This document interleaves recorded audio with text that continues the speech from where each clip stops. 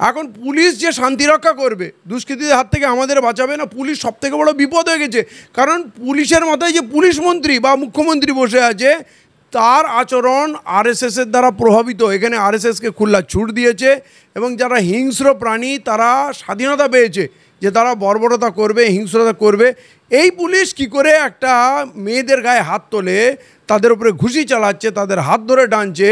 মুখ্যমন্ত্রী এর বিরুদ্ধে কি কোনো অ্যাকশান নেবেন?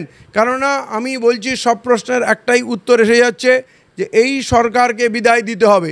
এরা এক্সপায়ারি ডেট হয়ে গেছে, এরা পচে গুলে নর্দমায় চলে গেছে, এদের আর সংশোধন হবে না।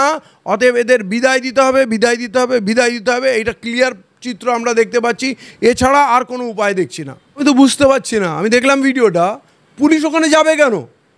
ওখানে যদি যায় ডিআই যাবে, ডিআই গিয়ে ইনভেস্টিগেশন করবে ওদের কি অভিযোগ আছে।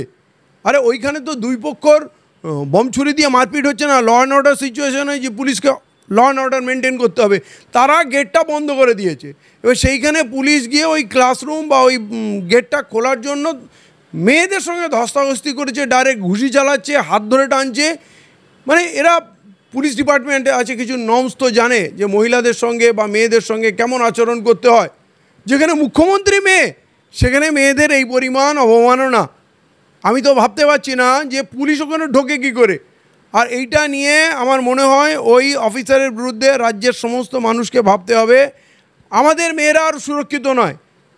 সুরক্ষিত নয় এই জন্যে নয় যে ক্রিমিনালরা খুব নিয়ন্ত্রণ হারা হয়ে গেছে, সুরক্ষিত নয় কারণ পুলিশ নিয়ন্ত্রণের বাইরে চলে গেছে। পুলিশ সবথেকে বড় বিপদের হয়ে গেছে।